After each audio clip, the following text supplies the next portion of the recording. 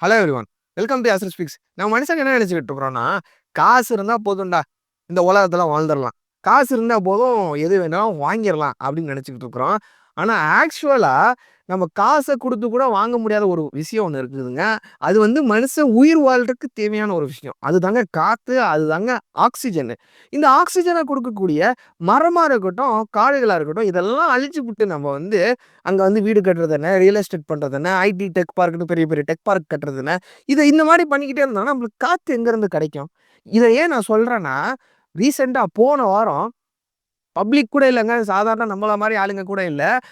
அந்த ஹைதராபாத் கவர்மெண்ட், தெலங்கானா கவர்மெண்ட்டே 400 ஏக்கர் மதிப்புள்ள காட 400 ஏக்கர் மதிப்புள்ள ஒரு காட அழிச்சிட்டு, மொத்தமா நான் கிளீன் பண்ணிட்டு, டீஃபாரஸ்ட் பண்ணிட்டு, இங்க வந்து நான் ஐடி பார்க் கொண்டு வரப்போறேன். நான் வந்து ஹைதராபாத்த டெவலப் பண்ண போறேன். அப்படின்னு சொல்லி ஒரு ஆக்ஷன் எடுக்குறாங்க. இத பார்த்த அந்த ஹைதராபாத்ல இருக்கிற ஸ்டூடண்ட்ஸுங்க. அந்த ஹைதராபாத் யூனிவர்சிட்டில படிக்கிற ஸ்டூடண்ட்ஸ் புரொடெஸ்ட் பண்ணி, "எப்பா இது வந்து காடு. இது வந்து உனக்கு எப்படி உரிமை இருக்கோ, அதே மாரி இது எங்களுக்கும் உரிமை இருக்கு. இது வந்து மக்கள் சொத்து. இத நீ எப்படி அழிக்கலாம்னு" சொல்லி புரொடெஸ்ட் பண்ணி ஒரு ஸ்டே ஆர்டர் இப்போ வாங்குறாங்க. இத பத்தி தான் டீட்டெயில்டா இந்த வீடியோல பார்க்க போறோம். வாங்க வீடியோக்குள்ள போலாம். அதுக்கு முன்னாடி நம்ம சேனலை சப்ஸ்கிரைப் பண்ணிக்கங்க. சப்ஸ்கிரைப் கூட வரல பாருங்க. சப்ஸ்கிரைப் பண்ணிக்கங்க. ஏன் நான் சப்ஸ்கிரைப் பண்ண சொல்றேன்னா, அப்பதான் இந்த மாதிரி இன்ஃபர்மேட்டிவான வீடியோஸ் நம்ம சேனல்ல நம்ம டெய்லி அப்லோட் பண்றோம். அப்பதான் உங்களுக்கு நோட்டிபிகேஷன்ல இந்த வீடியோஸ்லாம் வரும். பண்ணிட்டீங்களா? சரி. வாங்க வீடியோக்குள்ள போலாம்.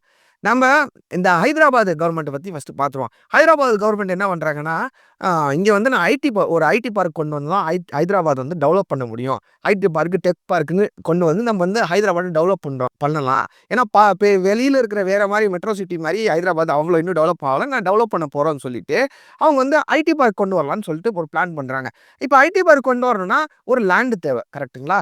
அவங்க வந்து லேண்ட் பல இடத்துல பார்க்குறாங்க.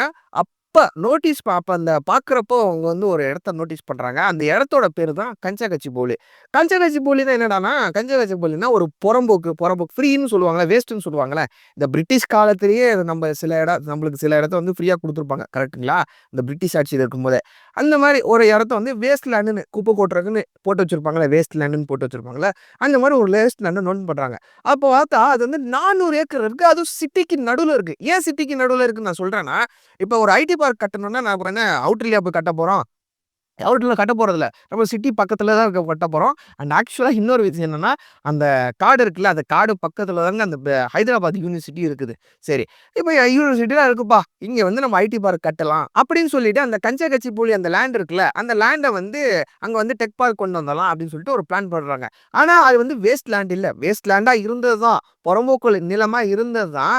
ஆனா, இப்ப வந்து அது புறம்போக்கு நிலமா இருக்குன்னு கேட்டீங்கன்னா, அதுதான் கிடையாது. இப்ப வந்து அது வந்து ஒரு காடு. நேச்சர் எவ்வளோ எவ்வளோ மிஸ்ட்ரீஸ் வச்சிருக்கு பாருங்களேன்.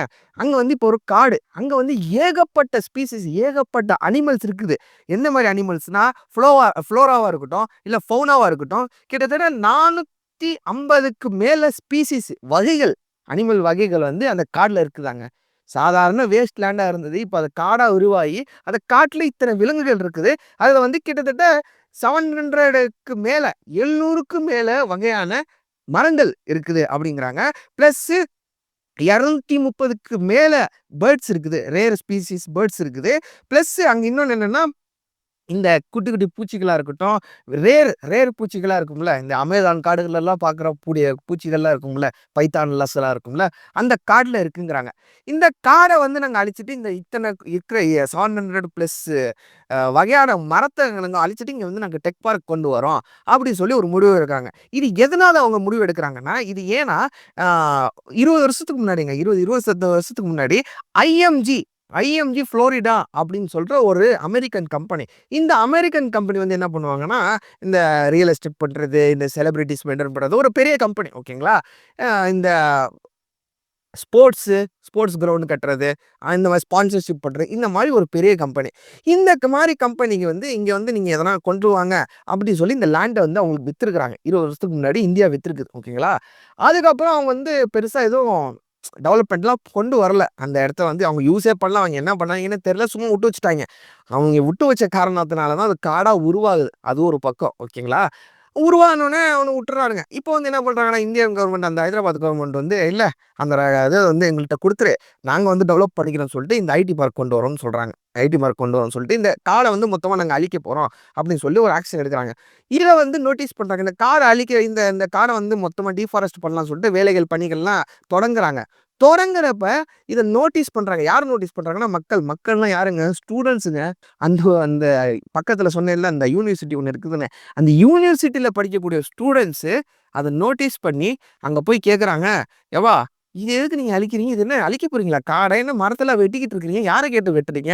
அப்படின்னு கேட்குறாங்க அந்த பணியாளர்கள்ட்ட. அவங்க வந்து சொல்றாங்க, "இல்லப்பா எங்களுக்கு வந்து இந்த கவர்மெண்ட் மொத்தமா டீஃபாரஸ்ட் பண்ண சொல்லிருச்சு. அதுக்கு தான் நாங்க வந்திருக்கிறோம்" அப்படிங்கிறாங்க. இத கேட்டோனே இந்த அந்த ஸ்டூடண்ட்ஸ் சின்ன சின்ன ஸ்டூடண்ட்ஸுங்க ஷாக் ஆயிட்டு வந்து எல்லா மொத்த ஸ்டூடண்ட்ஸ் படைய கொண்டு வந்து இங்க வந்து புரொடெஸ்ட் பண்ண ஆரம்பிக்கிறாங்க. "இல்லங்க அதெல்லாம் விடமாட்டோங்க. இத எப்படி யார கேட்டு நீங்க இது பண்றீங்க? பர்மிஷன் இருக்கா? அப்ரூவல் இருக்கான்னு." இவங்க கவர்மெண்ட் வந்து கோர்ட்லேருந்து எல்லாம் அப்ரூவல்லாம் வாங்கிட்டு தான் இந்த வேலையவே ஆரம்பிச்சிருக்கிறாங்க. ஆனா, இவங்க இந்த ஸ்டூடண்ட்ஸ் சொல்றாங்க, "எப்படி நீங்க கோர்ட்ல போய் வாங்கலாம்? ஆர்டர் வாங்கலாம்? இது வந்து பொது சொத்தாச்சே! காலி இடத்துக்கு நீங்க பர்மிஷன் வாங்கி வச்சிருக்கிறீங்க. ஓகே. இது வந்து புறம்போக்கு இடம்னு சொல்லி நீங்க பர்மிஷன் வாங்கி வச்சிருக்கீங்க. ஆனா ஆக்சுவலா இது புறம்போக்கு இடமா? இது வந்து காடுங்க. எவ்வளோ அனிமல்ஸ் உள்ள இருக்கு தெரியுமாங்க உங்களுக்கு? என்னங்க நீங்க பண்றீங்க? என்ன வேலை பண்றீங்கன்னு புரொடெஸ்ட் பண்ண ஆரம்பிக்கிறாங்க. கலாட்டாலாம் பண்ண ஆரம்பிக்கிறாங்க. ஓகேங்களா? உடனே புரொடெஸ்ட் பெரிய அளவுல ஆக ஆரம்பிச்சோனே, உடனே என்ன பண்றாங்கன்னா, போலீஸ உள்ள இறக்குறாங்க. போலீஸ உள்ள இறக்குனோனே, போலீஸாங்க ஒழுங்கா போயிருங்க. இல்லாட்டி பிரச்சனை ஆகும்ன்னு சொல்லிட்டு அவங்களுக்கு வார்னிங்லாம் பண்றாங்க. கேட்காத அந்த ஸ்டூடண்ட்ஸு பல ஸ்டூடண்ட்ஸ் ஒரு கிட்டத்தட்ட 50க்கும் மேற்பட்ட ஸ்டூடண்ட்ஸ் வந்து அடிச்சு அந்த ஸ்டூடண்ட்ஸ துன்புறுத்தி என்ன பண்றாங்கன்னா, பல ஸ்டூடண்ட்ஸ தொரத்தி விட்டுறாங்க. பல ஸ்டூடண்ட்ஸ என்ன பண்றாங்கன்னா, அரெஸ்ட் பண்ணி ரிமாண்ட் பண்றாங்க. அவங்க என்ன சொல்றாங்கன்னா, "நாங்க வந்து ஒரு 50 பேர் ஸ்டூடண்ட்ஸ தான் நாங்க அரெஸ்ட் பண்ணோம். எதுக்குன்னா நாங்க அரெஸ்ட் பண்ணோம்னா, கவர்மெண்ட் எங்களுக்கு ரூல்ஸ் போட்டிருக்குப்பா. கவர்மெண்ட் ரூல்ஸ் போட்டிருக்கு. கோர்ட் ஆர்டர் வச்சிருக்காங்க. அவங்க வேலைய அவங்க பார்க்குறாங்க. இவங்க திடீர்னு வந்து புரொடெஸ்ட் பண்ணிக்கிட்டு இருந்தா, இது வந்து எப்படி நாங்க ஒத்துக்க மாட்டோம். அதனால தான் நாங்க அரெஸ்ட் பண்ணோம். இத தடுக்கிறதுக்காக தான் நாங்க அரெஸ்ட் பண்ணோம்" அப்படிங்கிறாங்க. ஆனா ஆக்சுவலா அந்த ஸ்டூடண்ட்ஸ் என்ன சொல்றாங்கன்னா, "எங்க சட்டைகள் எல்லாம் கிழிச்சுட்டாங்க. பெண்களோட சட்டைகள் எல்லாம் கிழிச்சுட்டாங்க. அவங்க போட்டிருக்க ட்ரெஸ் எல்லாம் கிழிச்சுட்டாங்க. கிழிச்சு தான் அரெஸ்ட் பண்ணிட்டாங்க. கிட்டத்தட்ட 100க்கும் மேற்பட்ட ஸ்டூடண்ட்ஸ் அரெஸ்ட் பண்ணியிருக்காங்க. இவங்க கணக்குல காட்டுறது வந்து 50 ஸ்டூடண்ட்ஸ் தான் கணக்குல காட்டுறாங்க. இது நியாயம் இல்லன்னு புரொடெஸ்ட் பண்ணிட்டு இருக்கிறாங்க. இது வந்து வெடிக்குதுங்க. இது வந்து இந்த சோசியல் மீடியா மூலியமா இந்த நியூஸ் வந்து எல்லா இடத்துலயும் பரவுது. பெரிய பெரிய கன்டென்ட் கிரியேட்டர்ஸா இருக்கட்டும், ஹைதராபாத்தா இருக்கட்டும், தமிழ்நாடா இருக்கட்டும், எல்லா இடத்துலயும் இத பத்தி பேச ஆரம்பிக்க. பேச ஆரம்பிச்சோனே, அதாங்க சோசியல் மீடியாவோட பவர்ன்னு சொல்றது. பேச ஆரம்பிச்சோனே கோர்ட் வந்து என்ன பண்ண ஆரம்பிச்சுட்டாங்கன்னா, இங்க இங்க வந்து நீ கட்டக்கூடாது அப்படின்னு சொல்லிட்டு தற்காலிகமா நிறுத்தப்படப்படுது. அந்த பணிகள் வந்து தற்காலிகமா நிறுத்துறாங்க. இங்க வந்து பிரச்சனை ஆகுது. நீங்க நிறுத்துங்க அப்படின்னு சொல்லிட்டு நிறுத்துறாங்க. அதுக்கப்புறம் இந்த இந்த பொலிட்டிக்கல் பார்ட்டிஸ்லாம் இருப்பாங்கல்ல, அந்த லோக்கல் பொலிட்டிக்கல் பார்ட்டிஸ். அங்க வந்து யார் இருக்கிறாருன்னா, கேடிஆர். கேடிஆர்ன்னு ஒரு எம்எல்ஏ. அவர் வந்து என்ன பண்றார், அவரு என்ன சொல்றாருன்னா, "1 சென்டிமீட்டர் கூட, 1 இன்ச் கூட அங்க நாங்க கார அழிய விட மாட்டேன். விட மாட்டோம் நாங்க. இங்க வந்து நாங்க என்ன பண்ண போறோம்னா, ஒரு மன்ஹட்டன் சென்ட்ரல் பார்க். மன்ஹட்டன்ல வந்து சென்ட்ரல் பார்க் ஒண்ணு இருக்கு. இந்த சென்ட்ரல் பார்க் மாரி இங்க வந்து நாங்க அதோட பெரிய பார்க் இங்க நாங்க கொண்டு வரப்போறோம். நாங்க இத வந்து அழிய விட மாட்டோம்." அப்படின்னு சொல்லி ஒரு புரொடெஸ்ட்லாம் ஆரம்பிச்சுட்டு இருக்காங்க. இப்ப ஸ்டே ஆர்டரும் வாங்கிட்டாங்க. இப்ப வந்து எதுவுமே பணிகள் நடக்கல. "இதுதான் முடிஞ்சு போச்சேடா நியூஸு. ஏன்டா இப்ப போய் ஷேர் பண்ற?" அப்படின்னு கேட்டீங்கன்னா, எஸ். பிகாஸ் இது எந்த அளவுக்கு நம்ப வைராலிட்டியா நம்ம பரப்புறோமோ, நீங்க என் வீடியோ ஷேர் பண்ணாலும் பரவால்ல, இல்ல வேற கன்டென்ட் கிரியேட்டர் வீடியோ ஷேர் பண்ணாலும் பரவால்ல. நீங்க வீடியோ புடிச்சு நீங்க உங்க வீடியோ அப்லோட் பண்ணி நீங்க ஷேர் பண்ணாலும் பரவால்ல. ஜஸ்ட் உங்களோட வாய்ஸ குடுங்க. ஏன்னா, அந்த ஸ்டூடண்ட்ஸ் என்ன சொல்றாங்கன்னா, இது வந்து பொது சொத்து. இது உனக்கு எவ்வளோ உரிமை இருக்கு? எந்த அளவுக்கு உனக்கு கிட்ட உரிமை இருக்கோ, அதே அளவு எங்கள்ட்ட உரிமை இருக்கு. நீ எங்கள்ட்ட பர்மிஷன் கேட்காம, மக்கள்ட்ட பர்மிஷன் கேட்காம எப்படி நீ காட அழிக்கலான்னு சொல்றாங்களோ, அதே மாரி தாங்க அது வந்து மொத்த நாட்டோட சொத்துன்னு சொல்லலாம். மொத்த உலகத்தோட சொத்துன்னு சொல்லலாம். எதனாலனா, எங்கேயோ இருக்கிற காடு மூலியமா தான், எங்கேயோ இருக்கிற மரத்து மூலியமா தாங்க இப்ப இருக்கிற இந்த உலகத்துக்கு ஆக்ஸிஜன் கிடைச்சுக்கிட்டு இருக்குது. கொஞ்சம் கொஞ்சம் ஒரு ஒரு மூலையில இருக்கிற அந்த காடுகள் மூலியமா தான் நம்மளுக்கு ஆக்ஸிஜன் நம்ம சுவாசிச்சுக்கிட்டு இருக்கிறோம்.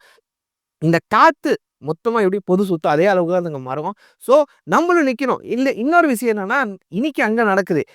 நாளைக்கு நம்ம ஊர்லயும் இந்த மாரி பிரச்சனை நடக்கலாம். இந்த மாரி பிரச்சனை நம்ம தவிர்க்கணும்னா, முடிஞ்ச அளவுக்கு என் வீடியோவா இருக்கட்டும், இல்ல வேற ஆளுங்க வீடியோ, வேற கன்டென்ட் கிரியேட்டர்ஸ் வீடியோவா இருக்கட்டும், இல்ல வேற எங்கேயாச்சும் நியூஸு, ஆர்டிகில்ஸ் நீங்க படிச்சாலும் முடிஞ்ச அளவுக்கு ஷேர் பண்ணுங்க. ஷேர் பண்ணி நம்ம ஹைதராபாத் அந்த ஸ்டூடண்ட்ஸ் கூட நிப்போம். ஸ்டூடெண்ட்ஸ் கூட நிற்கிறது அவங்களுக்காண்டி மட்டும் இல்லை, நம்மளுக்காண்டி, நம்ம ஃப்யூச்சருக்காண்டி.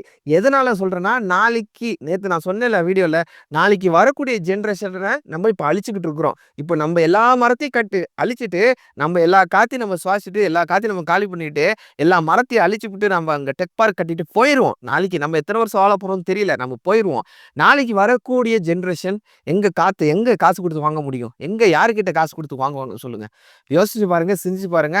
இதுதான் ஷேர் பண்ணணும்னு தோணுச்சு, ஷேர் பண்ணிட்டேன். நாளைக்கு இன்னொரு வீடியோவில் பார்ப்போம். டில் தென் பாய்.